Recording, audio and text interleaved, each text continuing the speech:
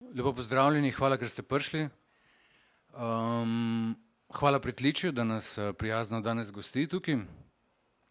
Hvala tudi Evropski noči raziskovalcev, v okviru katere izvajamo ta dogodek. Skratka, da nam je vnovič zaupalo in hvala za 500 evrov, s katerimi financiramo audio-video snemanje tega dogodka in na koncu tudi eno manjšo pogostitev, malo hrane, sokov in tudi vina.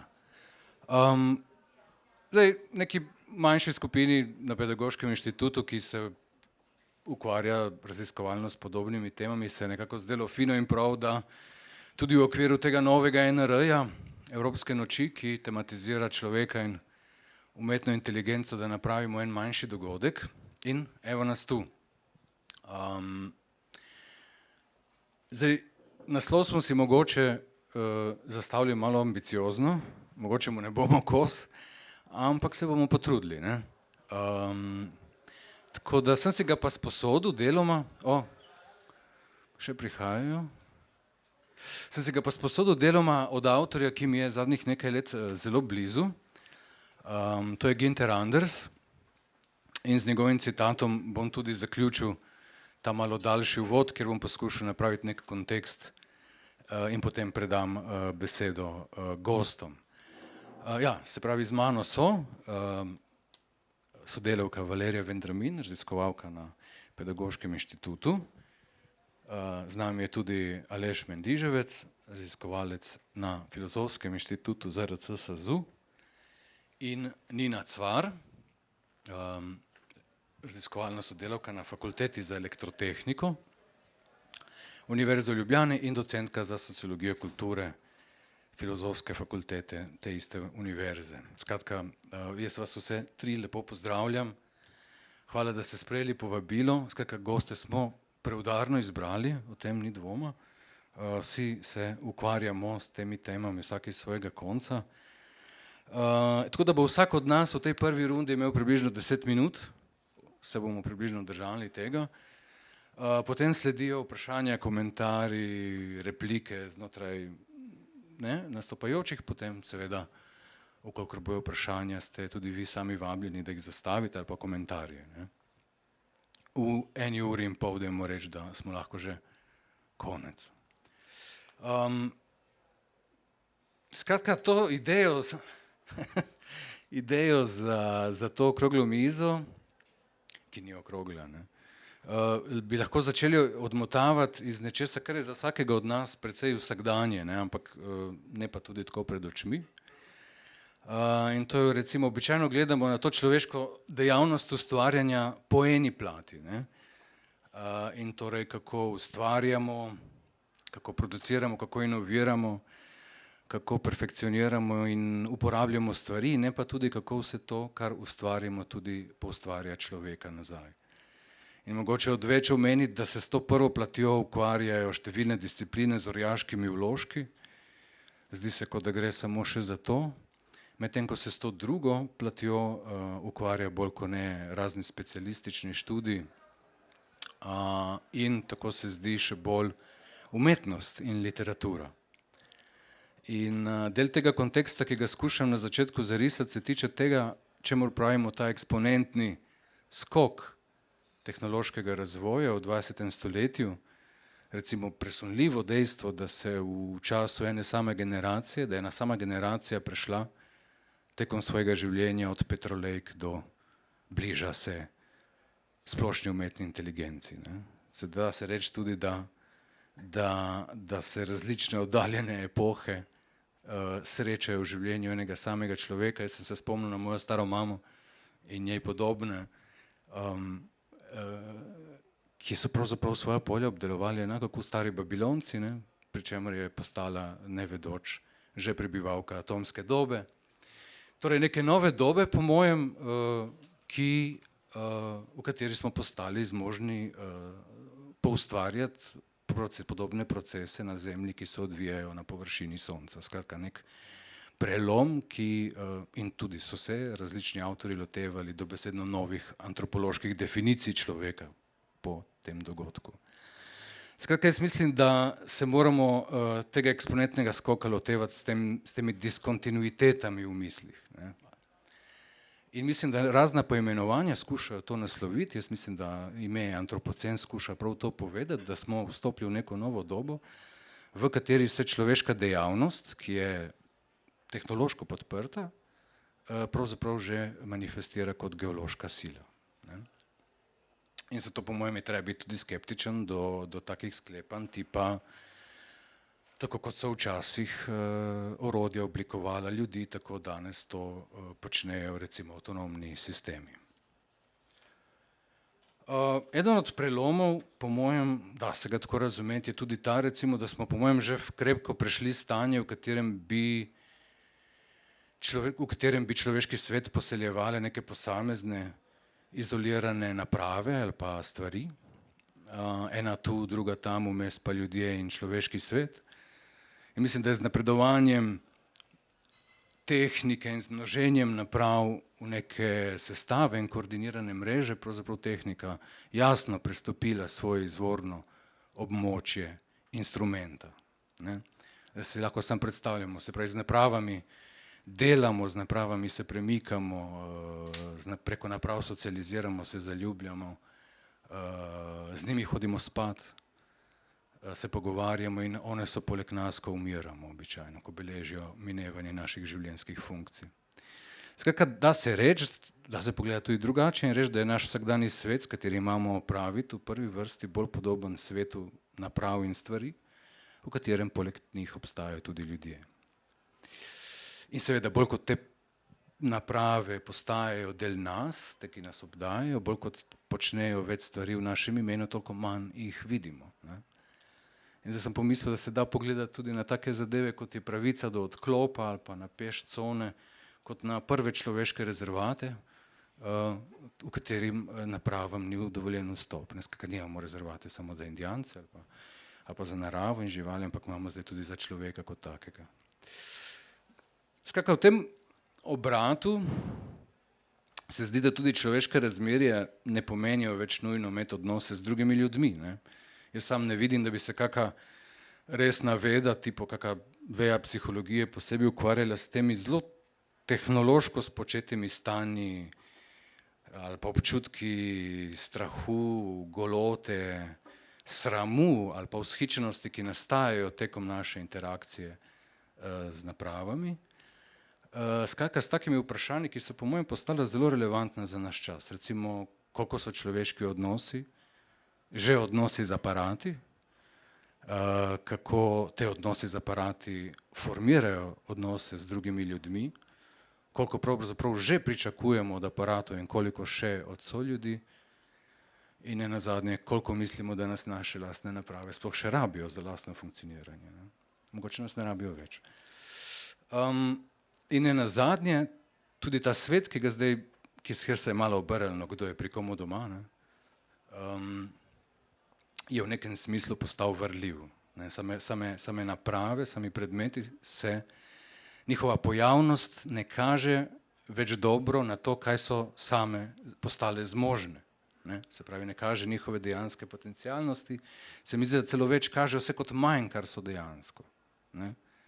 Pomislimo na jedrsko elektrarno, ki izgleda kot nek moderni arhitekturni spomenik sredi travnikov in sama pojavnost te zgradbe nam ne daje nobenega vpogleda v to, kakšne posledice so možne ob jedrski katastrofi. Ne? Recimo enako lahko se spomnimo na čisto banalno pojavnost ekrana, čisto vsakdanji izgled, ki nam ne daje nobenega vpogleda v to zakulisje avtomatiziranih botov, ustvarjanja personaliziranih svetov, ki preučujejo navade uporabnika in tako naprej. Nenazadnje ne dajo vpogleda v to, da v interakciji s temi aplikacijami pravzaprav opravljamo zastonjsko delo.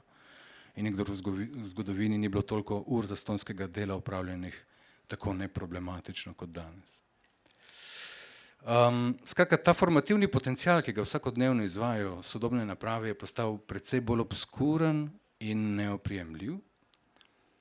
In zdaj pač vprašanje, ki se nam tu pojavlja, je pravzaprav to, da ali je prav zmožnost imaginacije, predstavljanja, torej njeno naprezanje, postalo nekaj nujnega v samem zaznavanju in dohajanju tehnološke realnosti, ki jo produciramo, in ki je, ne glede na to, da je postala obskurna, še vedno imamo za našo. In če fantazijo postavimo kot organ zaznavanja te naše tehnološke realnosti in tudi prihodnosti, se nam pač prav bogata tradicija znanstvene fantastike in distopije oziroma predvsem nekateri stopajoči avtorji in avtorice lahko pokažejo kot precej več kot nek pač literarni žanr. Ne. In tudi glede na dejstvo, da je tempo preobrazbe uporabnika instrumenta vedno neprimerljivo počasnejši od preobrazbe samega instrumenta, smo pač današnji ljudje vedno odslikava včerajšnjega že minulega tehnološkega stanja, tako da kakšni bodo ljudje v času polnega razmaha generativne umetne inteligence ali pa splošne, je nekaj, kar si bomo morali šele zamisliti. Ok, kot rečeno, jaz ta malo daljši uvod, pa se mi zdi, da ni odveč, bi zaključil z besedami Ginterja Andersa, pa mikrofon predam naslednjemu govorcu, to je Aleš. Tako gre. Moramo se naučiti, tako kot je bil zmožen Jules Verne, prerok tehnološke revolucije, ki je bil zreduciran na avtorja za otroke, da počnemo to, kar so mi počeli ali mislili, da počno antični svečeniki. Napovedovati prihodnost.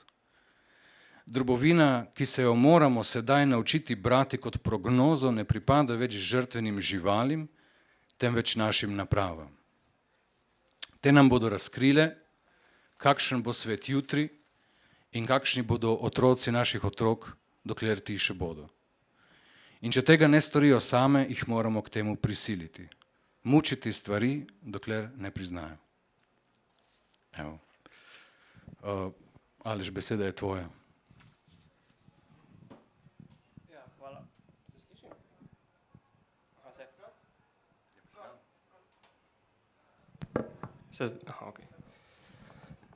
Ja, hvala za uvod in tudi hvala za vabilo na ta dogodek. Zdaj jaz imam v bistvu neko precej splošno stvar za povedati, ni toliko tezno ali kaj, ne mislim nič ful novega povedati, no. Malo bom probal temeljiti nekako oziroma razložiti to, kar si omenil, ne, zakaj, na kakšen način tehnologija presega imaginacijo, pa mičkam bi rad tudi postavil nek zgodovinski kontekst, no, tako da upam, da ne preveč dolgočasno to, no.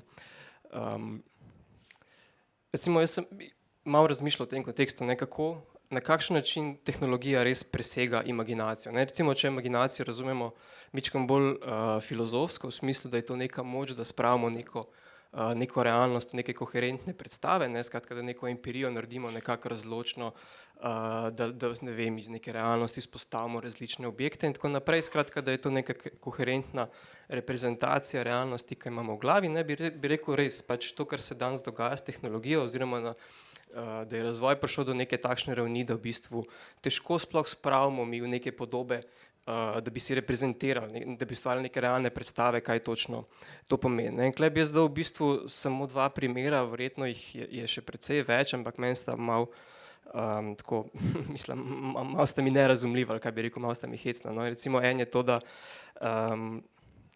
sam obseg, recimo neka nečloveška dimenzija, ki je recimo v vseh računalnikih imamo, v vseh procesorjih, ne, recimo vse te stvari delujejo prek mikročipov in prek tranzistorjev, recimo zdaj sem zasledil, ne, v bistvu, da te tranzistorje, iz katerih so sestavljeni naši računalniki, po domače rečeno, no, da zdajšnja tehnologija omogoča recimo, da je to v velikosti 2 nanometrov, ne. To je, mislim, prej je bilo 4, mislim, da zdaj so pa nekako upgradili na 2 nanometra in to mislim, da tako približno neka primerjava dostikrat to s človeškim lasom, ne, in to recimo, da je 2 nanometra, mislim, da je ena desettisočinka in več, odvisno, kako debele lase imate, no. Skratka, to je res tako nekaj zelo majhnega, da si pač težko predstavljaš, ne, recimo, če človeška dlaka nekaj, kar ponavadi niti zares ne opažaš na samem človeku, no, si predstavljate oziroma nekako bi rekel, da težko si sploh človek predstavlja, koliko je to miniaturno in mi nekako znamo s tem, mi znamo to proizvesti in s tem nekako znamo tudi rokovati, ali kako bi rekel. No, in drug primer je pa recimo hitrost samega prenosa informacij. Ne, imamo zaradi tehnologijo oziroma neko infrastrukturo, ki omogoča, da se mi nekako prenašamo informacije, mislim, da s približno 2/3 svetlobne hitrosti, ne, kar je pač noro. Ne, svetlobna hitrost mislim, da je 300.000 metrov na sekundo. In svetloba pač svetlobno hitrost lahko potuje samo delci, ki nimajo mase, ne. Mi pa pač imamo kar dosti mase, no, še posebej za to Zemljo. In se nekako težko predstavljati, kaj to pomeni, ne, da pač s tako hitrostjo lahko potuje neka informacija in mičkeno hitro se navadimo to, recimo, da prek Zooma lahko komunicira z nekom iz drugega konca sveta in hkrati simultano, bolj ali manj nekako se to poteka, ne. In zdaj, kar je tukaj meni kako bi rekel, kar je nekoliko hecno ali pa tisto, kar se mi zdi, da odpira nek problem, ni samo to, da so to nečloveške dimenzije, ne. To pač obstaja že skozi, ne, tudi znotraj človeških imaginarijev, ne. Pač temu se je prej rekel Bog, zdaj temu rečemo tehnologija, ampak ker je tukaj problem, da mi skozi tehnologijo imamo nek občutek, da mi nadzorujemo ta potek, ne. Da pač nadzorujemo samo tehnologijo ali da prek tehnologije nadzorujemo neke, ne vem, naravne procese, kakorkoli, ne. Skratka, s tem se nekako obdrži, se celo krepi neka ideja nadzora, da pač lahko na takšnih nečloveških dimenzijah še vedno držimo neke niti v svojih rokah, ne. In to se mi zdi precej bizarna stvar in zdi se mi, da tudi tukaj se je začelo nekako krhati, no, da imamo recimo določen spekter, kako bi rekel, teoretikov, ne, ponavadi jim rečemo transhumanisти, ki verjamejo, da pač lahko to nekako še vedno nadzorujemo in celo koristimo na svoj način, da se nekako izboljšamo in tako naprej. Ne, pa so pa neki drugi, kakšni, kako bi rekel, neki dark posthumanisti ali kakorkoli, ki pa že mislijo v bistvu, da ni več tle možnost nadzora, no. Da nekako to vse skupaj presega nas, da pač človek je mičkeno na stranskem tiru, zaradi tega, ker tehnologija nekako bo šla onkraj samega človeka, ne. In v bistvu jaz bi rad zdaj sam nekako še pojasnil oziroma dal nek zgodovinski kontekst, kako se je to začelo odvijati. In tle po mojem nekako ključna etapa, ali kako bi rekel, v zgodovini znanosti je kibernetika, no, vključno s to teorijo informacije in informacijsko revolucijo, ki se je tudi nekako hkrati odvijalo, no. Zdaj, kibernetika v bistvu zelo na splošno rečeno, ne, pač je v bistvu prav vpeljava ideje nadzora prek teorije informacije v same stroje, ne. Zamislili so si neke nove vrste strojev, neke nove vrste avtomatizma, nekega mehanizma, kakorkoli že, ne, ki deluje prek informacije, izmenjuje si nekako, komunicira z okoljem tako, da si izmenjuje informacije, hkrati pa nekako proba samodejno nekako obstajati v tem okolju, s katerim se nekako zamenjuje te informacije, ne. Recimo pride do neke spremembe v okolju, to zazna kot informacijo in prek tega mehanizma, ki mu kibernetiki rečejo povratna zanka, proba nekako izničiti to spremembo oziroma se na nek način prilagoditi, tako da ostane isti v tem okolju, ne. In kibernetiki so šli v bistvu celo toliko daleč, da so videli tule kibernetske stroje kot neke žive stroje v resnici, ne, pač ker so zmožni nekako zaznati spremembe v okolju, zmožni so se bili nekako prilagoditi oziroma odzvati se na to na tak način, da so še naprej obstajali v tem drugačnem okolju, recimo, ne. In tudi oni so pač dejansko, saj Norbert Wiener, ne, ki je ključna figura, je mislil, da na nek način ti stroji so živi, ne, in ta živost v bistvu na nek način je tudi drugo ime za avtonomijo, ne, pač sicer so šli še dlje, no, tudi recimo nekako so stavili, da se bojo tudi zmožni učiti in tudi to nekako se je kasneje zgodilo in tudi celo, da se bojo samo reproducirali, ne, ker se pač še ni zgodilo, no. No, ampak takrat se je nekako začela ta ideja avtonomne tehnologije, ne, to, kar se je kasneje nekako označilo s tem imenom, ne, in to pomeni preprosto to, da se vzpostavi neka sfera realnosti, ki je pač tehnološka sfera, ki ne rabi več človeškega posega, da deluje, ne. Če mi ne rabimo niti zaštartati procesa nekega stroja, da deluje, niti ga končati, človek postane tukaj precej odvečen, ne. In ko enkrat so stroji živi, ko zaznavajo neke tisto, na kar se morajo odzvati, ne, ko znajo na to reagirati, ko se znajo učiti, takrat človek postane mičken ob strani, ne. In recimo kibernetiki še niso čisto verjeli, da je tukaj neki ekvivalent med človekom in strojem, da so ti kibernetski stroji v bistvu zmožni nadomestiti človeka, ne, recimo to težko najdete še tam, ne. Seveda potem nekoliko kasneje, recimo v 60-ih, no, se pa že pojavil prek umetne inteligence ali pa kaj pa vem mislim, ne vem še točno prek katere etape, kakorkoli v 60-ih se je pojavila že neka ideja Mogoče čisto zaradi golega dejstva tehnološkega napredka, pa pride do tega nekako, da se spostavi nek enačaj med človekom in strojem, spostavi se nek model inteligence, skratka, da oba uporabljata kognitivne kapacitete na isti način, recimo, ne, in trenutku, ko se to zgodi, človek nekako postane že zaostal. Ravno zaradi tega, ker je tehnologija vedno delovala na nekih nečloveških registrih, ne, kot si rekel, pač informacije potujejo res hitro, ne, trenutku, ko se spostavi ekvivalent med človekom in strojem, človek že takoj izgubi, ne. In recimo tudi danes se vidi, recimo, da pač si ta AI in vse to, ne, to deluje, recimo, da je dejansko zmožen zaradi neke nore komputacijske moči dejansko s to svojo hitrostjo nadoknaditi neke napak, mislim, neke pomanjkljivosti, ki jih ima iz vidika neke nekompleksnosti oziroma nekako nadoknaditi to, da ni da nima neke kompleksnega možganskega sistema, tako kot ne bi ga imel človek. Skratka, trenutku, ko je nekako pride do te nevarne podobnosti, je človek nekako že izgubil. In takrat naprej se lovi potem to ravnovesje. In tudi recimo v 60-ih se pojavil izraz superintelligence, ki vodi pol do te tehnološke singularnosti, no pa to ker mogoče se ne bi spuščeno. Ampak skratka, to je nek trenutek, ko tehnologija realno postane kakor toliko avtonomna in se spostavi nek realen strah, da smo pa mi izgubili nadzor nad situacijo, ne. In tukaj se mi zdi, da potem tudi pridemo tudi potem do nekih sodobnih problemov, ko ne vemo čisto kaj s tehnologijo. Ali tukaj vztrajamo nekako, ne, ali smo zmožni to še nekako obvladovati, ali pa nekako to pomeni neko točko preloma, no, mogoče tako, kot si rekel, še ena diskontinuiteta, kjer pa človek mora priznati, da ne obvladuje situacije in da je nekako tehnologija v bistvu mogoče celo tista, ki bolj ve kot človek, ne, ker je pač bolj zmogljiva. Kaj bi bilo treba narediti, ne? In tukaj človek se pojavi kot neka grožnja, da človek pride na nek drug tir zgodovine in da tehnologija zdaj nekako se je osamosvojila in odloča in bi morala odločati, kaj je boljše tudi konec koncev za človeka in za svet sam, ne. Ne pravim, da je res temu tako, no, ampak skratka tukaj se pojavi neki imaginarij, pa tudi neke teorije, ki nekako se razpnejo okoli tega, a še imamo ta nadzor ali ne, no. Tako da jaz bi v bistvu, a sem že 10 minut? Bom nadaljeval z literaturo kasneje.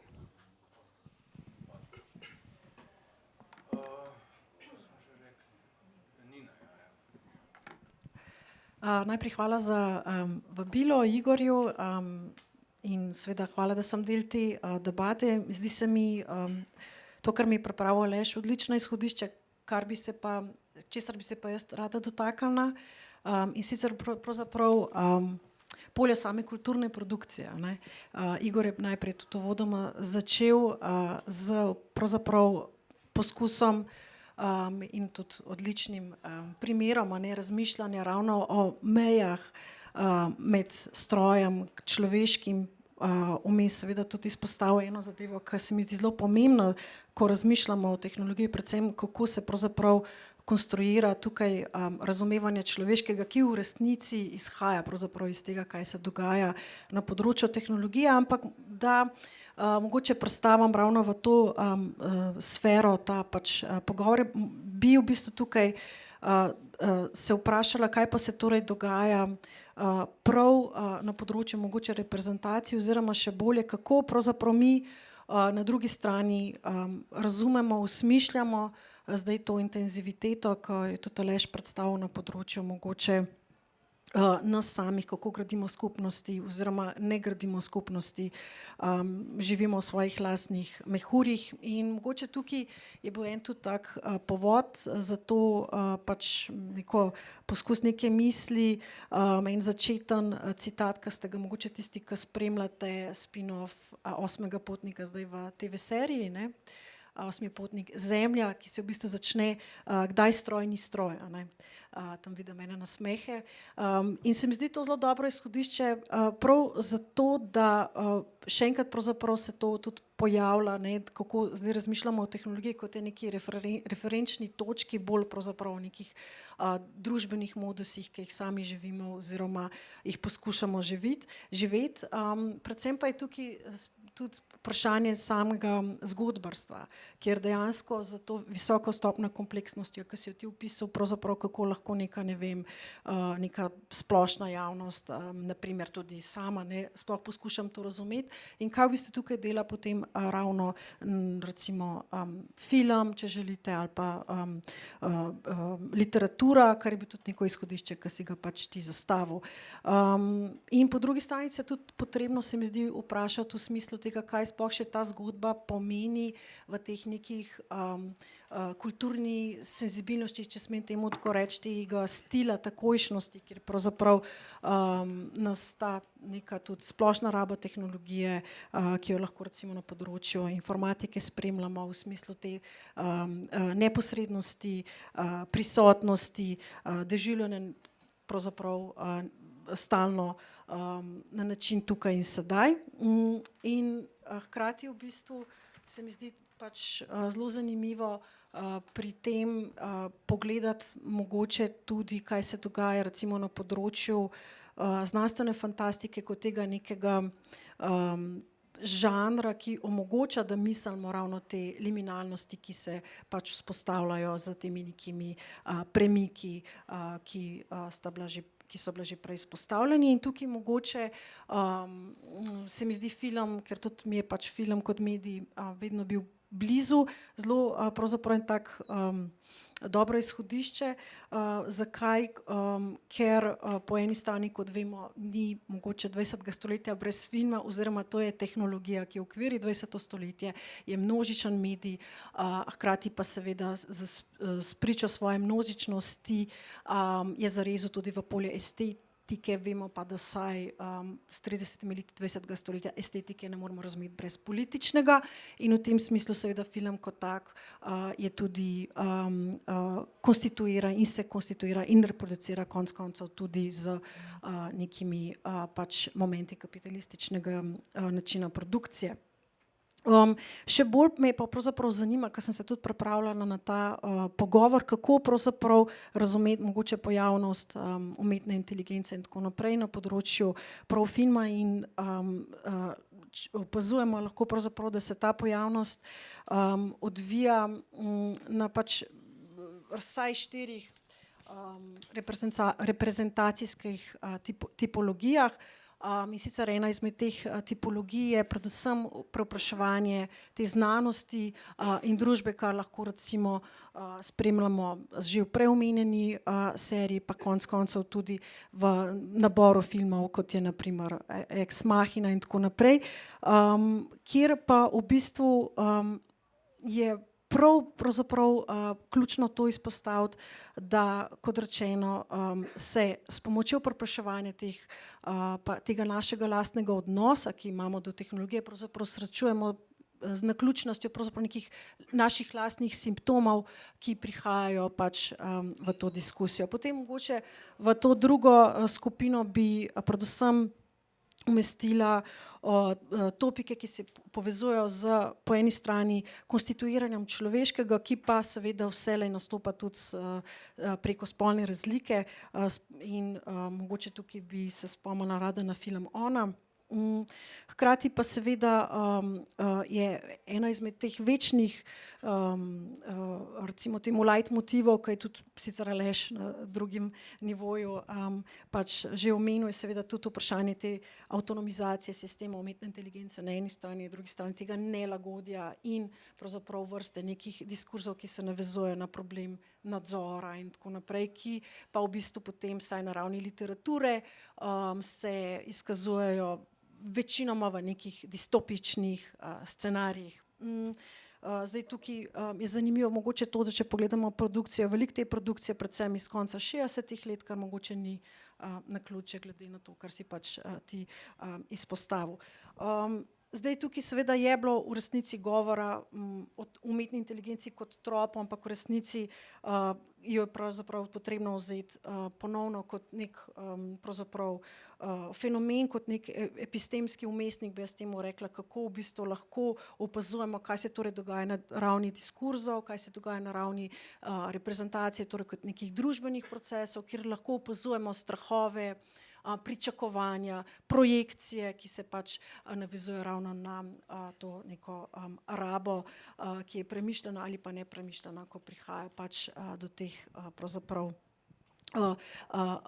pač tehnologij.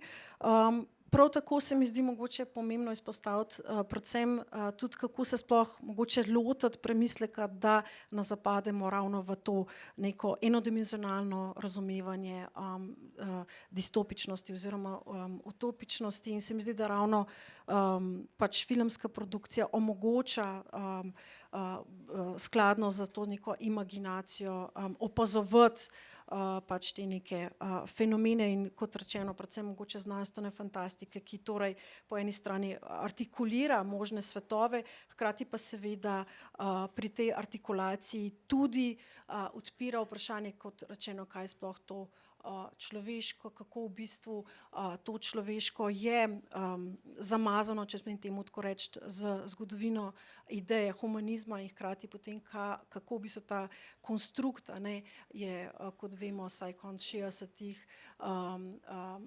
poskušan, reartikuliran in potem vse v bistvu prihaja vse do posthumanizma pri Rozi Bradioti, kar je pa tudi nekaj, kar boš ti mogoče, Valerija, izpostavila. Jaz sem že zdaj en pol vprašanj, ampak bom počakal do konca. Tako da evo, Valerija, izvoli.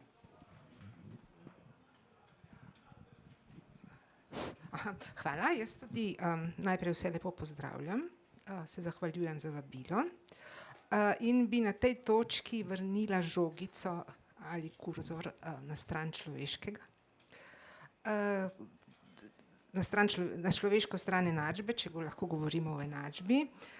In sicer v sodobni dobi prav gotovo, kot smo že ugotovili, gre za prehajanje meja med človeškim, živalskim in tehnološkim, o čemer smo mimogrede, to najbrž lahko povem, govorili na prejšnjem dogodku v okviru tega istega projekta.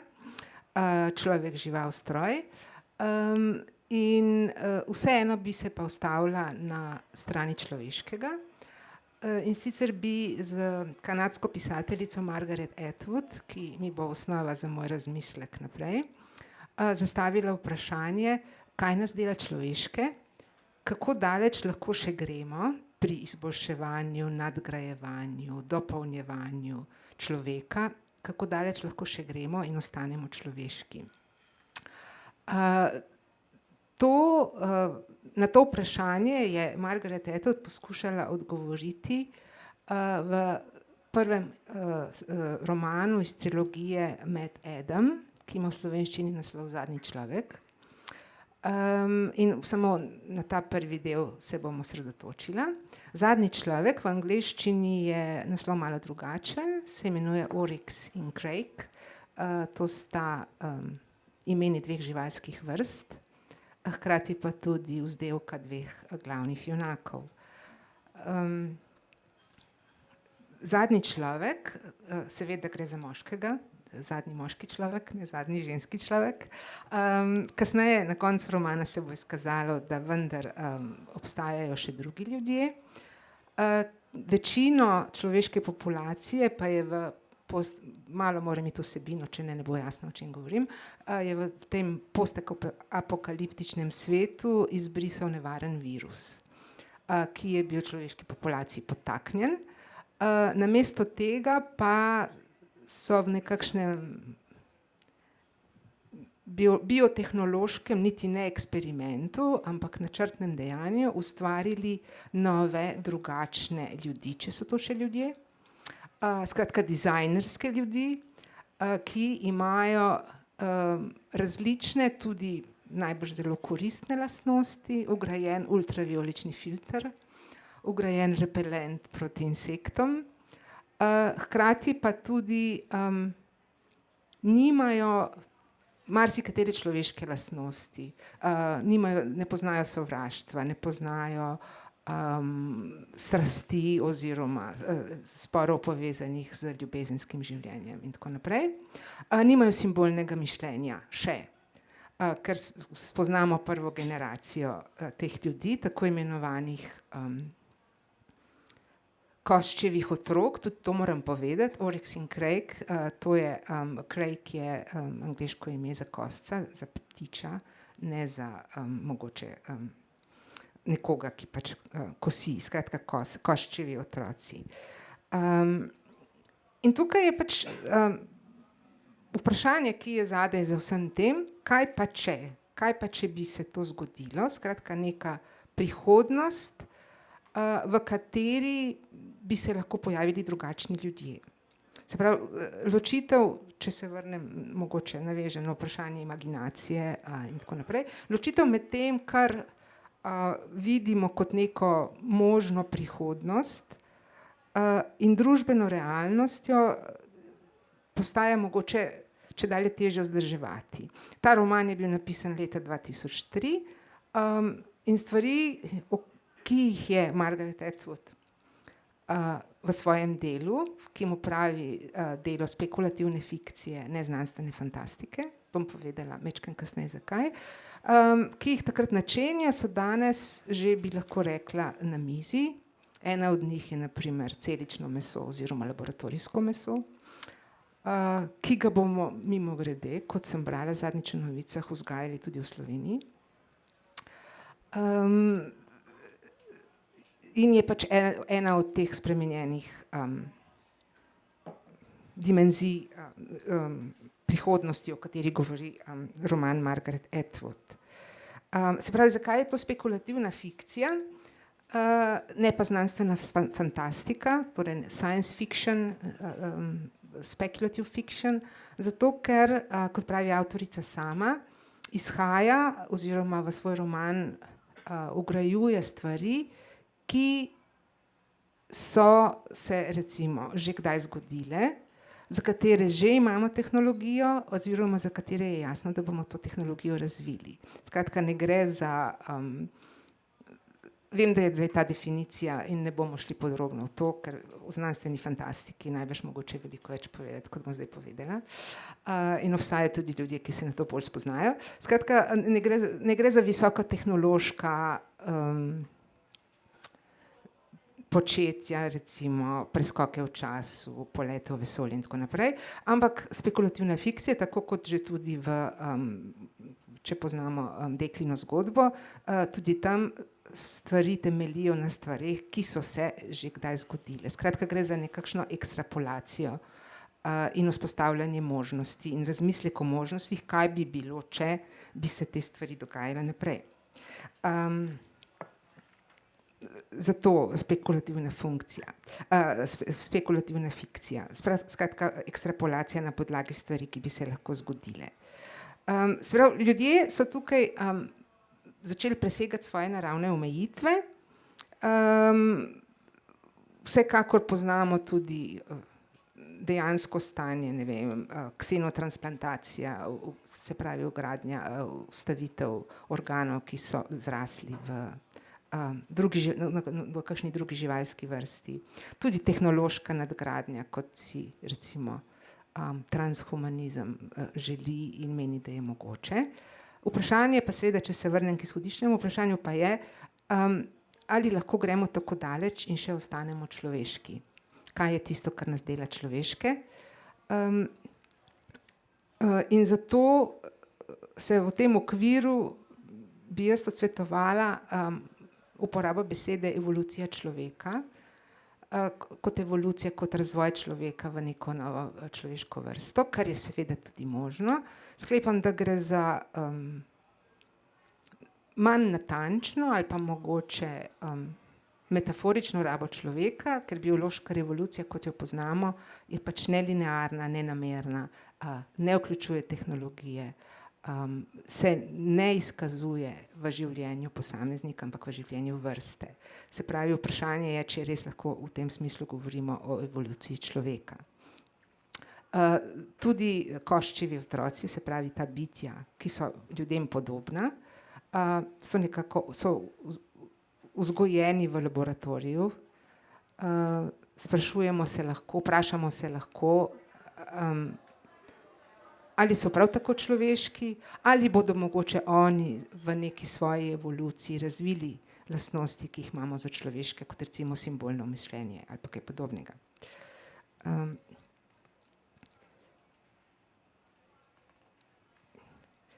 Se pravi, ta bioinženiring je seveda mogoč.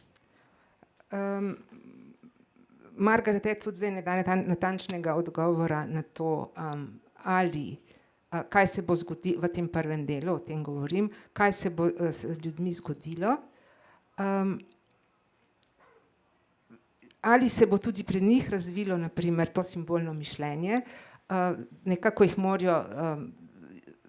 jim morajo prikazati izvor skozi neko mitično zgodbo in to se tudi zgodi in glavni junak Jimmy z vzdevkom Yeti, ki zaenkrat v prvem delu velja za zadnjega človeka, skrbi za njih, medtem ko je pač epidemija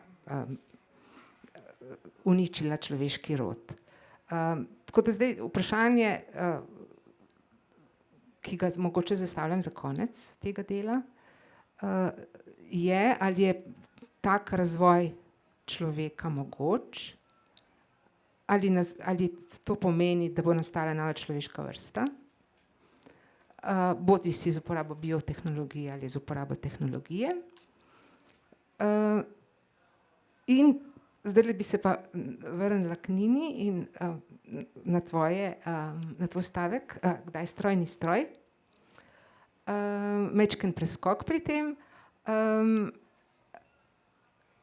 To imam tudi iz nekega literarnega dela. Vprašanje pa je, oziroma izhodišče, ali je mogoče, da človek ne opravi Turingovega testa. Skratka, Turingov test, ko komuniciramo z nekom na drugi strani in če ne vemo, ali imamo stroj ali človeka, potem je stroj opravil pač Turingov test. Iz nekega literarnega romana pa imam to idejo, ko glavna junakinja ni opravila Turingovega testa. Ali je to mogoče? Lahko kar odgovoriš. Okay. Jaz ga včasih tudi ne upravim, ne? Ker Turingov test se kaže tudi takrat, ko moraš tiste en primer je, ne, ko te vpraša, a si človek ali ne, pa sličice iščeš, ne, in jaz včasih ne vem, tovornjak, gledam tovornjak, potem nek tam pick-up ali kaj, pač se mi je tudi zgodilo, tako da evo, malo humorja, ampak se mi zdi, da je namenoma zdaj ta notica o humorju, ker v bistvu humor je tudi neko izhodišče, v zvezi s katerim, oziroma s katerim smo v bistvu tudi končali kot izhodišče tega pogovora, no, če smem temu tako reči. Ampak se mi zdi zelo se mi zdi interesanten, predvsem v smislu tega, kaj humor dela v odnosu do simbolnega. Tako da mogoče zdaj, mogoče tudi te podgovor, Valerija, to je bilo mogoče bolj problem mojega senzornega aparata in utrujenosti, po drugi strani pa to je v bistvu v resnici ravno to, kar sem jaz poskušala pokazati z pomenom in vloge zgodbe, a ne zgodbe kot torej tudi nekega orodja ali pa mogoče prostora, kjer v bistvu ta imaginacija lahko zaživi. Bodisi je to v obliki literature, bodisi je to v obliki filma, videa, mogoče tudi mimov, ne, ali pa shitpostov, ne, ker v bistvu je tudi to neka oblika komunikacije, ki odseva pač neke spremenjene strukturne pogoje ravno tega posredovanja. Pa mogoče grem še dlje, pa poskušam ta humor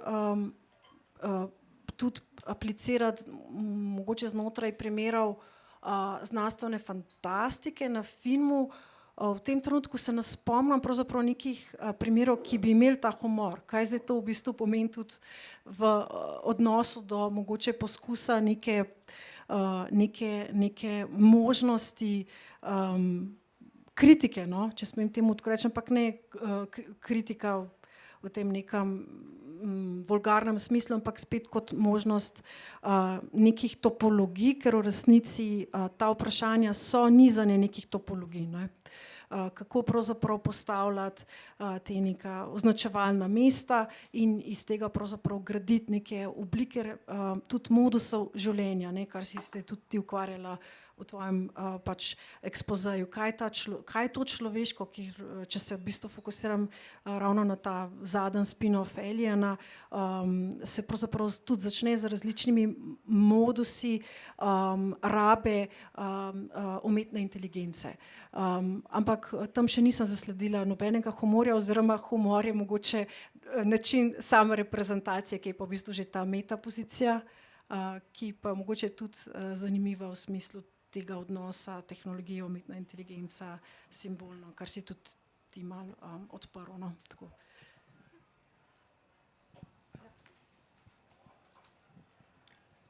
O komediji, mislim, o komičnosti. Če želiš kaj na to vprašanje še sledi sicer, ampak... No, pa kar tej sta vprašanje.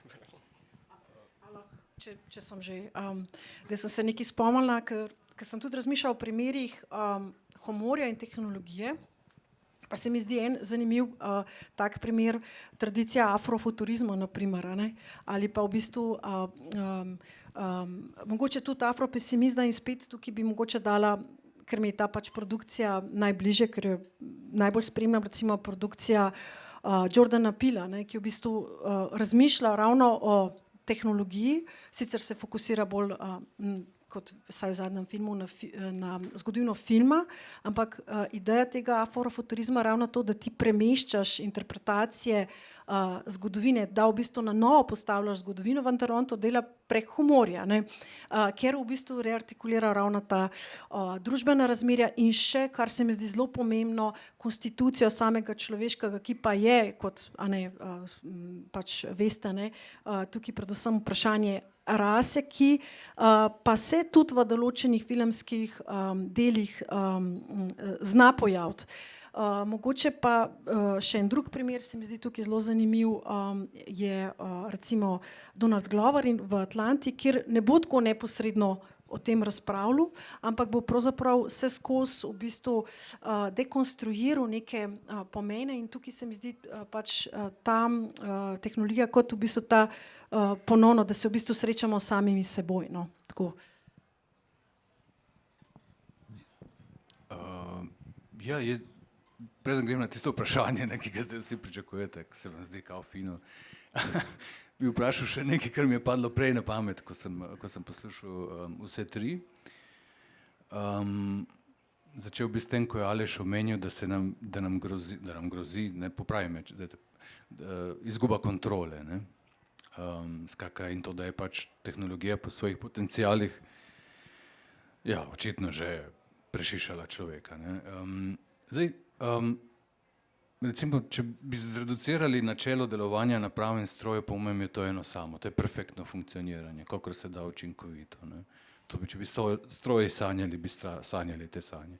Perfektno funkcioniranje, recimo, ne. Zdaj, to, da človek zraven, da mu rečemo, da je nekako zaostal malo, ne, da caplja, skratka, da je tehnologija že presegla človeka, po mojem je to premalo, če rečemo, po mojem je treba iti še en korak naprej, ne. Če je dejansko v zaostanku, če imamo opraviti s tem, da stroji v enem deležu procesirajo neke operacije hitreje in tako naprej in tudi kaže, da jih bojo vse hitreje in bolje, natančneje, bolj pomeni, da je v bistvu človek tudi postal breme funkcioniranju teh naprav. Skratka, je možno reči, da imamo opraviti s tem, da smo mi sami, zaradi tega, ker smo pač biološko zamejeni in delamo napake, ne, faulty construction, ne, recimo, da smo mi postali saboteri tega, kar tako perfektno proizvajamo. Skratka, da smo postali tisti, ki zaviramo. A se da od tukaj, recimo, odpreti zadevo avtonomije strojev? Oni, ali mogoče res je njihova prihodnost perfektnega funkcioniranja temu, da se nam slosajo v bistvu, ne, na nek način. Dej, ampak hočem reči, da tisto, kar je po mojem skočilo tako da grem malo nazaj. Ne. To, kar je skočilo na teh procesih proti zločincem, proti človečnosti, se pravi po drugi vojni, ne, govorimo o teh procesih, kot so bili Nuremberg in to, je skočilo ven, da je nek funkcionar lahko dobro upravljal svojo nalogo, torej servisiral ta aparat, v tem primeru eksterminacijo, samo če se odpovedajo enemu delu svoje človečnosti. Ne. Skratka, če je se vrgel ven, če je prosto prestal bolj podoben. Skratka, ni bil več podoben celoviti osebi, dopoldne je bil še družinski oče, popoldne pa če je bil funkcionar. Ne. Skratka, živel je po dveh ločenih plateh. Ne. Hočem to vprašati predvsem iz vidika tega, kar je Valerija odprla. Jaz se če bo na koncu padlo vprašanje, nimam pojem, boste vi videli. Ne. Kar je Valerija odprla, dokje smo še lahko ljudje. Ne. Skratka, sej dejansko mi skozi zgodovino, če pogledamo, je oznaka človek uteleša zelo različne načine, kako se mi sami pa ustvarjamo s pomočjo tehnologije, zato da pač si ustvarjamo neko domovanje v svetu, v katerem imamo izvorne primanjkljaje, ker preprosto smo rojeni nedokončani. Ne. Brez instinktov, zato rabimo tehnologijo, da si preprosto naredimo domovanje v tem svetu. In tisto, kar je zanimivo, recimo, kar me zdaj je ta tretji korak, ne, ko je omenjala Nina to serijo Alien, meni je ful zanimivo, ko sem zvedel, da bo ona to delala, sem šel pogledat, kako se govori o glavnem protagonistu te franšize, to je pač pošast. Ne. In leta 1979 ta razfršolani android, ko je bil Ash, ne, govori, da to je perfektni organizem. In v bistvu poton je čisto občudovanje. Nobenega zadržka, nobenih moralnih blodenj, skratka nobenih obžalovanj, nič pač, ne? Čista mašina za preživetje. In mi vemo, da ta organizem ni evolucijsko nastal, ampak je narejen, torej ni rojen, je narejen na nek način izvorno. Ne? In ko greš gledati en kasnejši Alien Romulus, to je se pravi 2 leti nazaj, je ta poton občudovanja pravzaprav šel še en korak naprej, ne?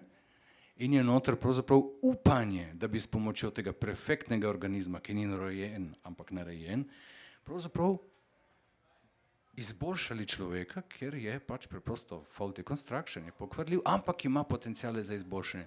Kaj pa je razlog, da ga je treba izboljšati? Ni pač humanističen, preprosto zato, ker je neopremljen, da bi bival v teh strojno-umetnih okoljih, ki jih je človek naredil za kolonizacijo planeta. In zdaj moje vprašanje je,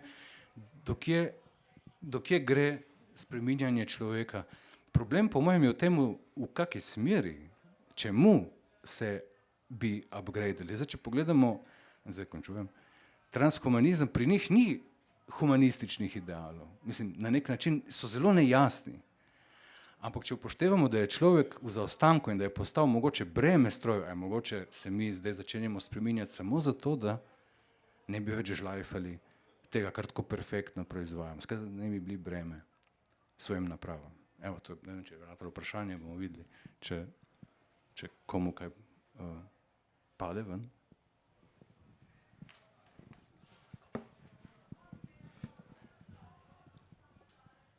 Ja, mislim, recimo ena stvar, ki bi jo bilo po mojem tudi cool poudariti, saj recimo v nekih okvirih kibernetike in po mojem pač sodobna tehnologija nekako izhaja iz tega, stroji niso popolni stroji, ne, to niso popolni mehanizmi, ne, kibernetika je recimo glih probala nekako osmisliti mehanizme, ki bi se regulirali prek nekih napak, kako internalizirati to, da si se pač, da se nekaj spremenili, si ti probal nekako reagirati na to in popraviti neko svoje delovanje. Ne. Recimo zato da besedno reče Norbert Wiener reče te tehnologije contingent technology. Ne. To je neka tehnologija, ki deluje prek kontingence, nekako deluje prek nekih zlomov, prek nekih prelamov. Ne. In tukaj je v bistvu največji, kako bi rekel, tukaj je največji problem, da se približuje v bistvu neki človeškosti. No. A veš, ni tako, da to so neki popolni mehanizmi, ne, in da je to neka striktna simbolna logika, ker vse poteka brez napak avtomatsko.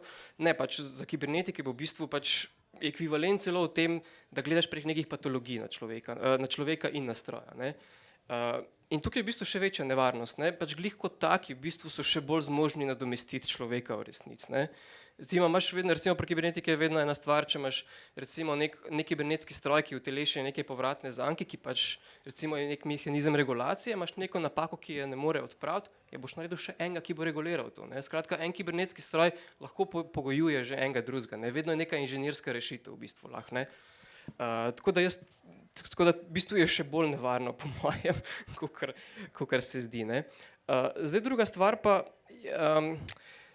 kako bi rekel, mene pri tej tehnologiji včasih mičkeno moti neka apolitičnost, ki je v bistvu prisotna, ne? Recimo, neka ideja samo napredka, samo razvoja je pač zelo kapitalistična in to se je tudi zažrl način, kako ti gledaš tehnologijo, ne? In transhumanizem iz tega vidika se meni zdi čisti simptom kapitalizma, no? In tudi način, kako recimo oni se imajo za neko razsvetljensko paradigmo človeškega napredka, ne? Vedno prek neke apropriacije strojev prihajajo do neke skladnosti z razumom in naravo in prideš do neke dovršitve lahko, ne? In transhumanizem z tega vidika je, kako bi rekel, neka ekstremna verzija takšne ideologije, ne?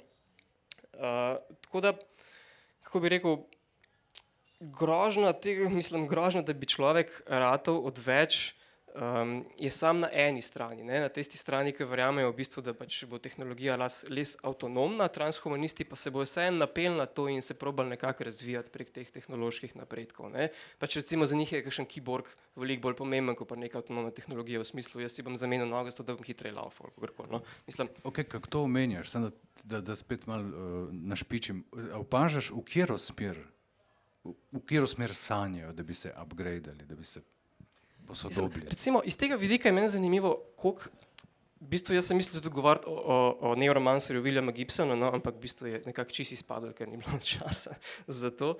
Ampak meni recimo, kar mi je bilo zanimivo, ker sem ga zdaj še enkrat prebral, na nek način, koliko je falil, no, mislim, tako v bistvu ta njegov koncept cyberspace je bil ful vpliv, ne, nekako je, niglih izumov je pa zelo zaznamoval to, čemer so pa rekli virtual reality, ne, virtualna resničnost. Ampak recimo, to je zelo neka, on deluje po neki metodi ekstrapolacije, recimo vzame neko idejo takrat in to razvije in iz tega spostavi nek tehnološki svet, ne. Ampak kako se je pa dejansko razvil, recimo, kako se tehnologija razvija, ni to v smer virtualne resničnosti, kakor nekaj bolj augmented reality v resnici, ne, to, kar recimo za kognitiviste Andy Clark recimo temu reče wearable computing, ne, skratka, da imaš neko tehnologijo, ki se zelo nekako nedolžno vpne v tvoje delovanje, ti nekako izboljša tvoj način, kako deluješ v tem svetu in je nekako zelo nevidno integriran v svet, ne, a veš, in tako nekako se začne prepletati to, da pač tehnologija tebi izboljša realnost, ki jo imaš, ne, ponuditi neke druge možnosti, ki je mogoče iz prvega vidika ne vidiš, ne bo ti podprla neke druge dimenzije, ne, skratka, in recimo prav, ko sem šel zdaj še enkrat prebrati Williama Gibsona, je prav rekel, shit, dejansko sem spregledal smartphone, nisem jih opazil, ne, in tukaj sem spregledal, ne, in tukaj je nek problem tudi meni sci-fija, no, ker nek način je kakorkoli, recimo William Gibson je super pisec, ne, meni je ta neuromancer roman je pač res super napisan, ampak način, kako si zamišlja tam tehnologijo, no, v nekem smislu zelo apolitično, čeprav v resnici je zelo ideološko, no, se mi zdi, da na koncu gre tehnologija nekoliko drugo smer, no, ne gre tako pompozno, ampak gre vedno nekako tako, kako bi rekel, kapitalizem bo prav profitiral od tega in v to smer bo šlo, ne, in zato bo šlo v smer smartphone, zato gre v smer neke datifikacije in tako naprej, no, to je že mičkan kompleksna zgodba, no. Ampak skratka, ja, tukaj zato tudi nekako bi jaz imel pomisleke do sci-fija in tak način, kako nekako proba to na nek zelo apolitičen način predstaviti nek svet, ki konec koncev nima neke teže, po mojem, no. Mislim, ne bi zdaj govoril, da se sci-fi kot tak, mogoče sem na primeru Williama Gibsona, no.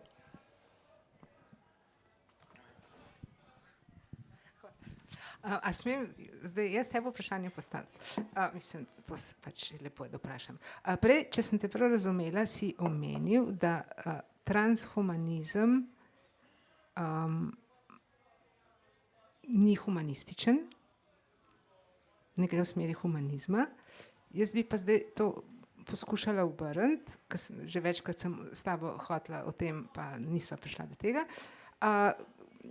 Ali se ti ne zdi, ali bi bilo mogoče reči, da v bistvu transhumanizem je v svojem bistvu humanističen, ne nujno na dober način, ker poganja iste predpostavke humanizma, medtem ko posthumanizem poskušal graditi nekega konceptualnega parazita s tem svojim in vključuje v svoje razmisleke tudi nečloveške živali in druge. Ja, to ne bo lahko. Ne, jaz sem rekel, da mogoče ni humanističen v tem klasičnem smislu, v smislu, kot poznamo stavke, da je recimo nekako smotr človeka, da razvije svoje zmožnosti najvišje, dokler gre. Ne. Se pravi, recimo, humanizem nekako gleda in ima v centru človeka. In tu zdaj seveda ima posthumanizem prav, da ga napada, ker ima v središču en tip človeka. Ne. On je recimo malo bel, ne, ima brk in tako naprej. Skratka, tu ni problem. To, kar sem hotel reči, da humanizem mogoče ni več humanističen v smislu, da špekuliram, ne, ampak da pravzaprav njegov ta posodabljanje, ta enhancement, ne, človeka ne gre v smeri boljši človek, ampak da tisto, kar se na koncu skriva kot zadnji smotr je, moramo postati popolnejši, da bi sploh lahko uporabljali in bili kompatibilni, sinhronizirani s tem, kar proizvajamo.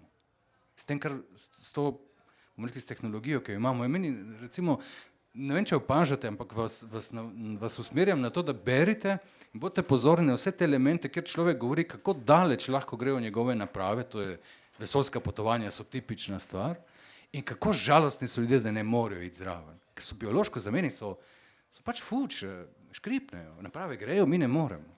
Se pravi, jaz transhumanizem bi probal gledati v tej točki, da se mojem narediti, sinhronizirati s tem, ker drugače je zadeva napredka je pač konec jo je, ne, in se zaustavi. Razvoja, ja, razvoja, ja. Ne vem, če sem kaj rekel, bo.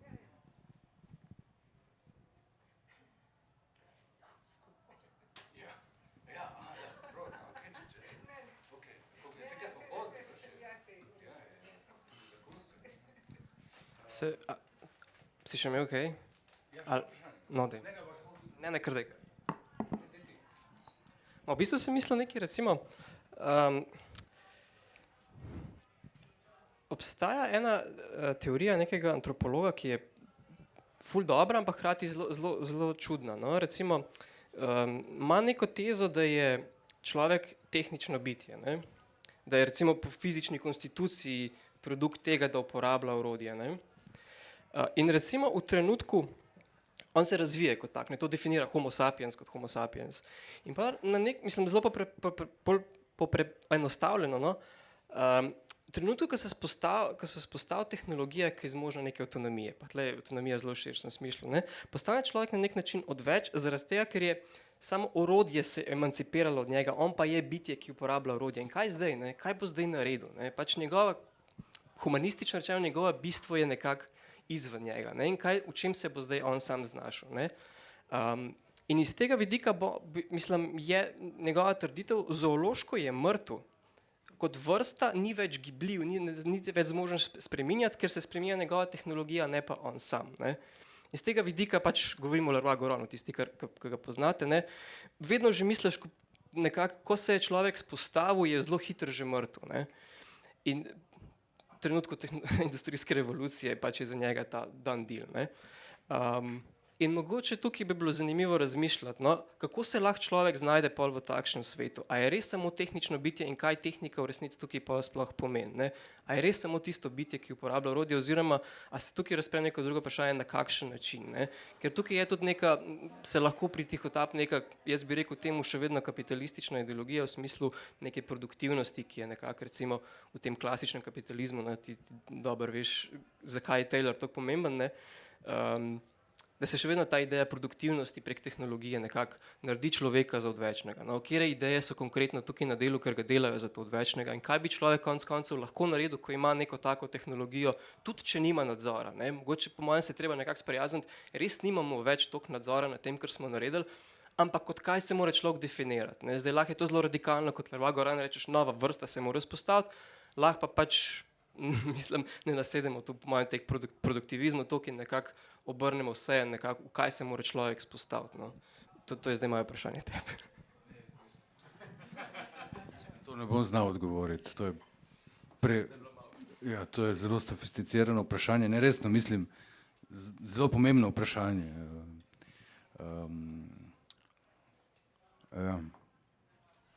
Mogoče samo en komentar, ampak sej milijoni so že odvečni danes. Ne? Mislim, hočem iti ravno na problem te patologije, ki je tudi, se mi zdi, Aleš se super izpostavil, kaj je v bistvu tej, ne vem, družbeni vezi, ki dela te milijone odvečne, ne? Ki jih recimo Membebu to imenoval kot trašizacija, ne? V bistvu ljudje kot smeti skupaj z vsemi pravzaprav usedlinami, ki jih proizvaja ta prosto po Fischerju, recimo kapitalistični realizem ali karkoli že to je. Ne? Tako da to vprašanje se mi zdi tudi pač pomembno v smislu tega, da se vprašamo ravno to, kar si ti, ali je začel, ja, kdo v bistvu postavlja in odloča, kdo pač sploh postaja odvečen in dobi celo oznako človeške živali. Ne? Mislim, sam kar je komentar z avtomatizacijo in stroj je ogromno ljudi že, po mojem, povsem spremenilo vsakdanje bivanje, pač ždijo bolj ali manj na kavču, ne? Ampak vse ni nujno, da odveč mislimo, da so odveč, ampak lahko pač samo naša tako ontološka prihodnost pomeni, da bomo malo hengali okoli, pač brez nobene resne naloge in vem, ne? Lahko, mislim, tudi to s časom lahko postane sprejemljiva stvar, ne? Se ni tako slabo. Hangati okoli. Hecam se. Ok, zdaj, ko smo, koliko smo? Je v redu? No, dobro. Ampak ne, jaz sem imel, se vidim, da pogovor teče, ampak sem imel eno po mojem vprašanje, ki me zaposluje, tako mogoče zdaj en mesec. In ko sem pa gledal, kjer ton pravzaprav prevladuje v teh bolj angažiranih literarnih interpretacijah sedanjega, bodočega projekcije tehnološkega stanja, ne? In v bistvu prevladujoč ton je precej seveda kataklizmičen, morast, ne? Zdaj mene zanima, to ste vprašanje dobili naprej, tako da sleparimo, ne? Zdaj ni to presenečenje, to zdaj ste pripravljeni na to, ne? Ampak koliko po vašem mnenju je mogoče te teme sodobne tehnologije in tega, kako formira človeka, ki so pač resne, ne? Ki so zaradi nepredvidljivosti tudi tesnobne in dejansko iztirjajo neke ustaljene načine predstav in mišljenja, koliko jih je pravzaprav mogoče predstaviti, besediti, prikazati skozi optiko humorja in komike. Moje vprašanje izvira iz tega, da po mojem v tem samem, v jedru samega tega položaja, recimo, ne, da mi tega različnega tempa, ki ga ima človek in naprave, ko so se te pognale daleč naprej, skratka v tem položaju, da moramo zdaj že mi kot neki zamudniki teč za njimi, kot zamudniki tistega, kar smo sami zasnovali, je po mojem sam po sebi premore neke elemente komičnega, ne. Mislim, na ta račun so se pošali že mnogi pred nami, se spomnim pač ta moderni čas je od Chaplina, ne, ki se šali na ta račun, delavec ne more več slediti. In to je razlika orodja in stroja, ne. Orodje se še nekako giblje sinhrono s telesom, pri stroju, ki je druga stvaritev, ki prihaja iz drugega reda, je pa človek tisti, ki servisira njegovo gibanje.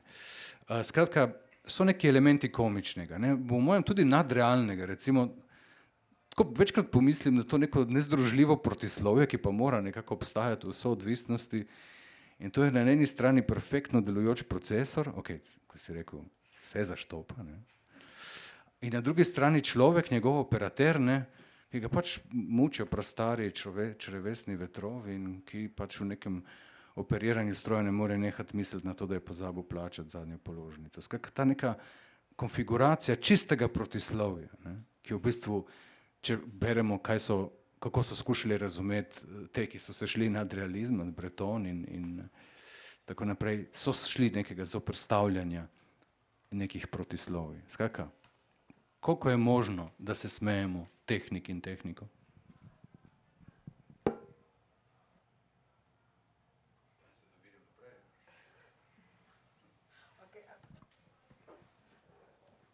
jaz prva, ker sem bila najbolj glasna. Da hočem vprašanje o humorju. Se opravičujem. Ja, to vprašanje smo res dobili naprej, vključno s tem dodatkom o prebavnem traktu. Tako da, to je baje, to sem danes prebrala, to je tema, ki vedno zabava na tak drugačen način človekova prebavila. Torej.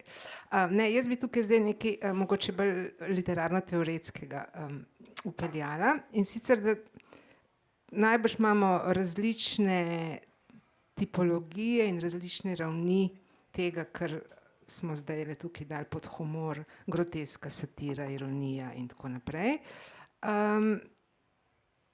In nekatere v nekaterih kontekstih delujejo, druge ne. Če je govora recimo o neki postapokaliptični, spet ta beseda, ki mi ne gre, pokrajini, je jasno, da to ni lahka tema. Torej je mogoče o težkih temah govoriti na domnevno lahek način, lahkotno ali pa celo mogoče vulgarno.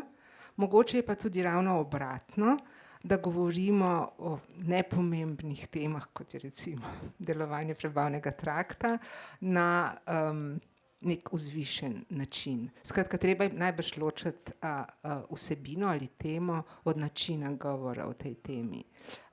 In mislim, da to način govora, da to pa je prisotno v znanstveni fantastiki, oziroma vsaj v literarni znanstveni fantastiki in spekulativni fikciji, vsaj kolikor jo jaz poznam. Tudi Huxleyjev Krasni novi svet je v bistvu neka ironija, ni mišljeno čisto dobesedno ali pa čisto zares. Podobno tudi najbrž bi lahko naštevali še druge primere. Tako da.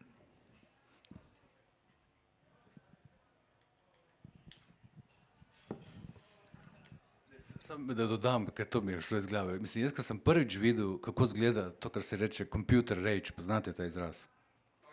Ja, ne? Computer rage. Ne? Se pravi, uslužbenec mlati svoj računalnik. Ne? Ampak to, za razliko od neke razredne zavesti in ludizma, ne? Ki pač ima boj proti strojem, je to popolnoma druga zgodba. Jaz se nisem mogel staviti smejati, ko sem gledal to mlatenje računalnika iz preprostega dejstva, da mu nagaja, da ga zafrkava. Ne? Skratka, ja.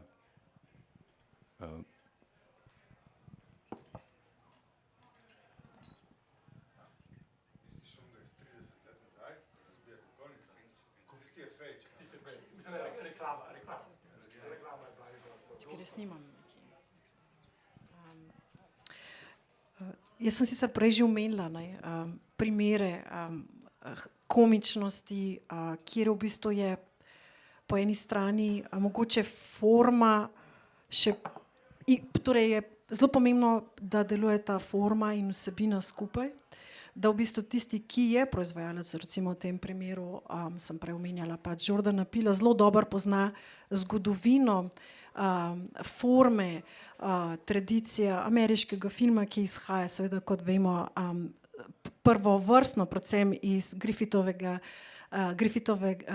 razumevanja montaže, in ta prvi pač film, vemo, da je izrazito pač rasizirani, torej izrazito pač rasističen.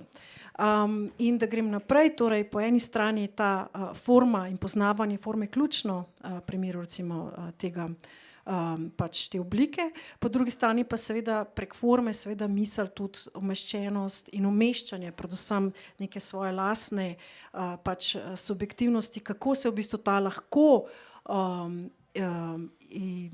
kako lahko uide pravzaprav tem nekim rasiziranim reprezentacijskim režimom, za katere recimo afropesimizem, Rizvana Bradley in tako naprej jasno pokaže, da nastaja iz pač tega režima modernosti. Torej, vidimo zelo lepo, kako ta pač raven forma in vsebine pač funkcionirata skupaj, da pa v bistvu grem še dlje. Se mi zdi, da je če je humor, tudi pravzaprav način dejanja, ki izhaja iz tega, da se zavedamo mi neke, da trčimo pravzaprav neko mejo in ob tej meji, ob tem trku pravzaprav smo sposobni narediti neko pač preobrnitev. Se mi zdi, da je zelo pomembno, da se vprašamo tudi v kontekstu prejšnjih prepraševanj, kaj je človeško, kdo pravzaprav sploh je in ima možnost tega humorja, ali pa če gre mogoče na nek naš vsakdan. Ja, ko pač dela komp, je super, ko pa ne dela, je pa pač, ne vem, ko se ti zbriše cela diploma, meni je bilo to zelo smešen, je bila to neka, to se mi je zgodilo, neka pač, ja, tragedija, ampak malo tega osebnega heca, ja, se mi zdi, da ta tragedija se mi zdi zelo pomembno, da jo se pač vzpostavlja prav znotraj pravzaprav teh neke družbene vezi, kjer pa v bistvu se ta tehnologija rabi, je uporabljena, je testirana, a ne, na pač populacijah in potem v bistvu prihaja recimo znotraj pač nekega evropskega miljeja v okviru nekih biopolitičnih načinov opolnomočenj recimo podeželja evropskega in tako naprej. Pač to so neke konkretne razvojne politike, ki jih na primer pač razvija in financira Evropska unija. Tako da je tukaj tudi nekaj tragičnega, a ne, in ključno tragičnega, kar boš mogoče ti, a ne, se navezal. Ja, mislim, meni je to vprašanje zelo zanimivo, no, in jaz nimam odgovora v resnici. Pač še posebej, če človek pogleda sci-fi, no, jaz nisem strokovnjak za sci-fi, da ne bo pomote, no, ampak dostikrat se mi zdi, da so nekako zelo tragične usode noter odvijajo. Tudi če ni glih apokaliptičen svet, ne, recimo Gibson je prav rekel, jaz ne bom apokalipse fural, ne, to bo neki, on dobesedno reče, to je svet, v katerem Amerika premaga Sovjetsko zvezo, ampak so še vedno problemi, ne. To je citat v bistvu iz enega intervjuja. Danes je, ne, ampak kako bi rekel, sam njegov roman pa ni, mislim, ker je, kako bi rekel, mičken so preveč vsi tragični, ali kako bi rekel, ne, on ima recimo glih to cyberpunk svet ustvari, ne, ampak skozi to neko nov imaginarij, skozi ta cyberspace pa vse to v bistvu zelo klasične in zelo nekritične stvari integrira, ne, imamo recimo to, kar bi verjetno neka feministična perspektiva rekla, nek moški pogled na celo naracijo, ne, pač ta junak, Case, pač je ta, ki nekako reši svet, čeprav svet nekako ne rabi reševanja. Imate ljubezensko zgodbo med njim in Molly, ne, in imate neke zelo klasične elemente, recimo to, da ti sred 80-ih pišeš o tem, in to se mi zdi, da je nek tak zelo klasična fora tudi v filmih, vseh sci-fijih, to, da je neka megakorporacija, neka svetovna megakorporacija, ki je v lasti enega človeka ali ene družine, ki je ta moč nekako skorumpirala, ne, in nadzoruje zdaj marsikaj, in pa se cela bitka vedno zgodi med nekim anti-junakom, no, ali pa celo junakom, ki gre proti tem in nekako reši. In isto ima Gibson, ne, in to je v 80-ih pisal, to je v bistvu zelo neoliberalna mantra v resnici, v smislu gremo proti tem velikim družinskim hierarhičnim podjetjem, gremo zagovarjati samostojnega podjetnika, in je v bistvu on celo, kako bi rekel, bolj ko bereš ta roman, pa ko začneš, ne, recimo prvi stavek je fenomenalen, tako vreden Virginia Woolf po mojem, mislim, da začne The sky above the port was the color of television tuned to a dead channel, ne, pa tako, wow, to je res napisati. Bolj ko bereš, bolj te razočara nekako te res klasične stvari, ki pridejo znotraj, ne, in je cela dobesedna tragična struktura razvijanja neke naracije, ne. Na koncu mu rata ne čist, ker v bistvu ne ve čist, kaj je bil sploh cilj, ta umetna inteligenca se osvobodi, ta Winter Mute in Neuromancer se združita, kar je v bistvu mogoče tudi zanimivo, ker v 90 tudi Ghost in the Shell, recimo, to ni tragedija, mislim, to ni bilo nič žalostnega, ne, pač to se je nekako odpravilo v svet in to je to, ne. Pa recimo malo kasneje pa ta Scarlett Johansson, pa ta filmska adaptacija, ne vem, če si to gledala, je pa pač grozno, da se to ne bi zgodilo, ne, pač tudi, mogoče tudi z vidika AI-ja mičkan zanimivo, no. Ampak ja, kar sem hotel v bistvu reči, no, da takšni primeri so pač zelo neke tragične narave. In jaz v bistvu sploh ne vidim, kje bi lahko nek komičen element bil. Če vidimo komičnost kot nekaj, recimo, da se zgodi nekaj nepričakovanega, da junak postane nekdo, recimo, ki ni niti hotel biti, niti ni bil pripravljen na to in konec koncev niti ni, sem zgodovina ga je naredila za to. Ne, to je konec koncev recimo Charlie Chaplin v resnici, ne, recimo neke njegove momenti komičnega. No. In tukaj jaz ne vidim čist, mislim, mogoče bi bil en velik vic to, kaj pa če bi človek res izumrl zaradi tehnologije, ne, a bi se tudi mi na koncu temu smejali. No. Mogoče bi neko tragično, da imamo neko vojno zvest, ampak kaj, no, mogoče bi bil to nek zanimiv roman zame.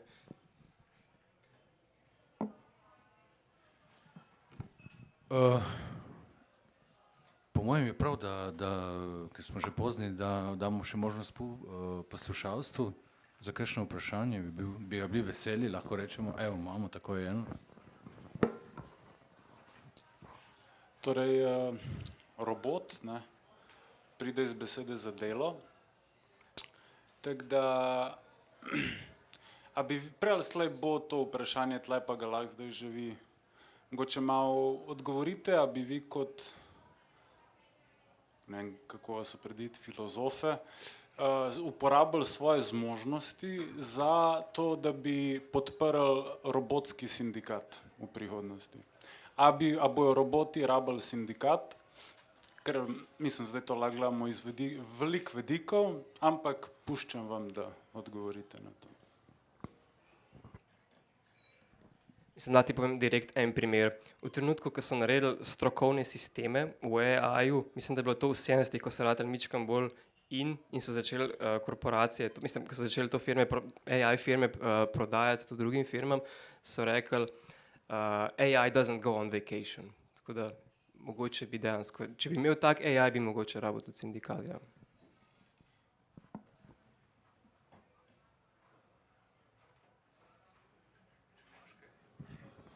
Nimam pravzaprav odgovora, zdaj najbrž ste mislili...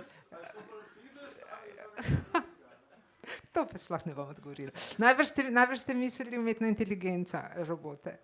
Ker robot ima zdaj neko tako že rahlo zastarelo obstred.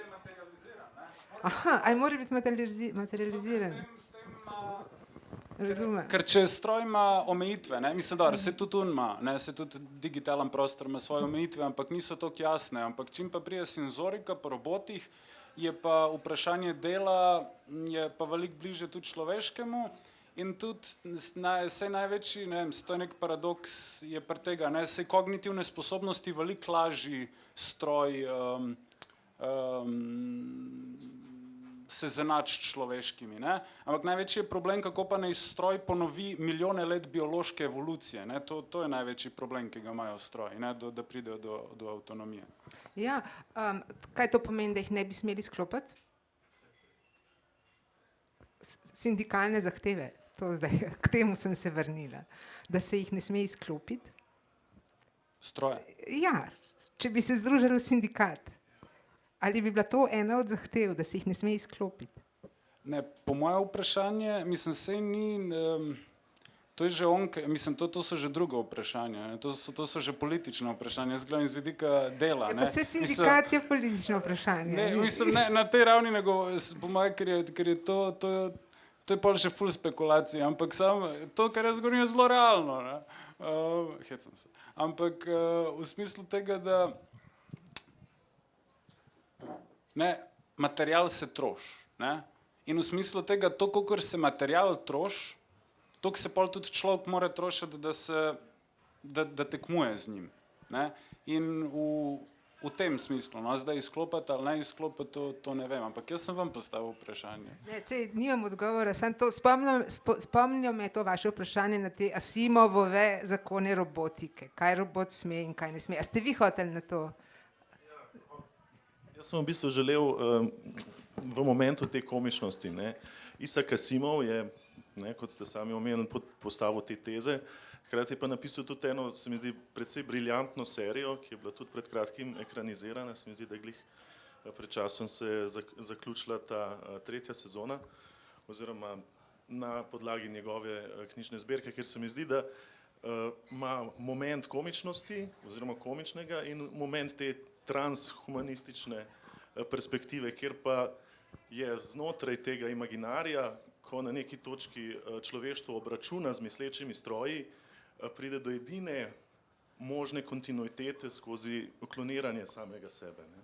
Pa mogoče to kot perspektiva. Ne. tehnicizma, tehnološkosti človeka, ali ni ravno kloniranje najbolj v tem smislu tehnicistično podobno stroju, ne, kopiranje samega sebe.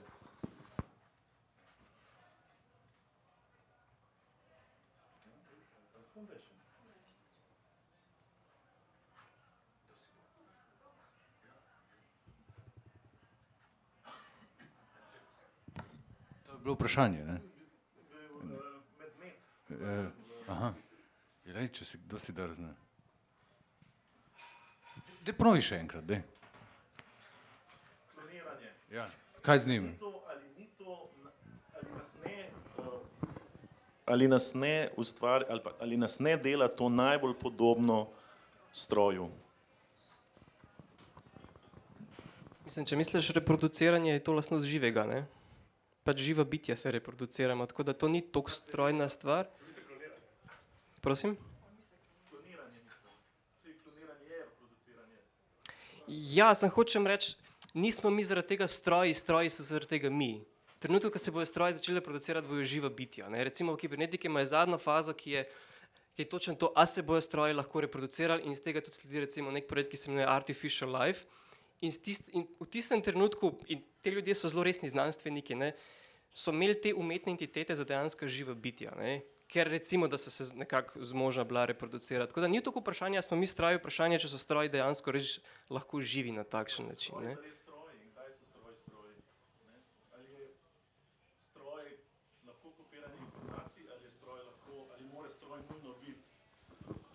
Kopiranje materije ali pa ustvarjanje, reproduciranje materije.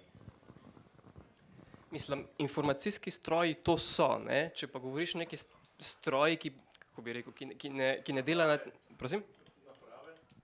Ne, tudi stroji predtem, preden so pač imeli neke procesore, ki so pač delovali na neki podlagi, neki digitalne, mislim, na podlagi neke binarne operacije, s tem, da manipuliraš elektriko kot logična vratba, blablabla.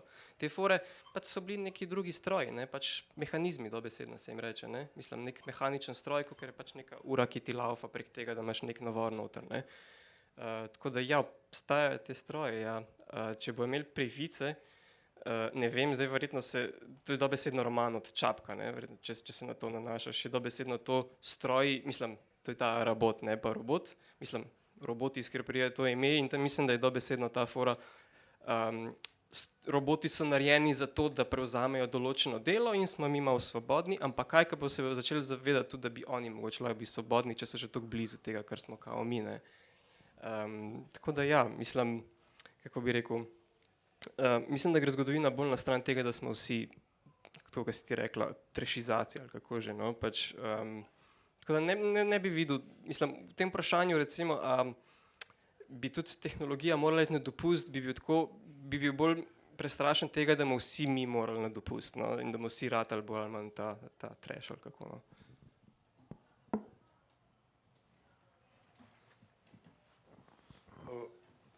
Mene zanima to,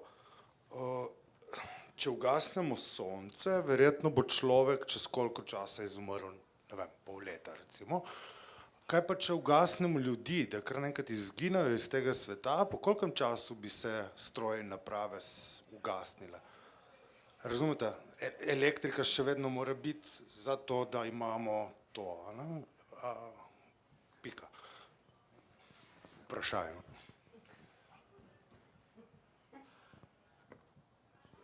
4 dni. Je rekel 4 dni. To je to, nekdo, koga drži za jajca, bi lahko rekli. No? Narava nas, ima mi še vedno stroje, verjetno. No? To je super zasnova za kakšen sci-fi, ne? Koliko časa še laufajo zadeve. Mislim, mene zadeve, ko bi človeška roka zmanjkala, bi pač trajali neskončno dolgo, ne? Ko se stalijo jedrske sredice v vseh reaktorjih, ko se ne bi več hladile, to bi pač imeli v neskončnost trajajoč proces, ki bi trajal in trajal še dolgo. Ne? Dolgo. Razpolovna doba plutonija je 27.000 let. Pa to niso stroji naprave, ne? Ja, mislim, neke sorte, posledica njihove smrti, ne? Drevo naprava.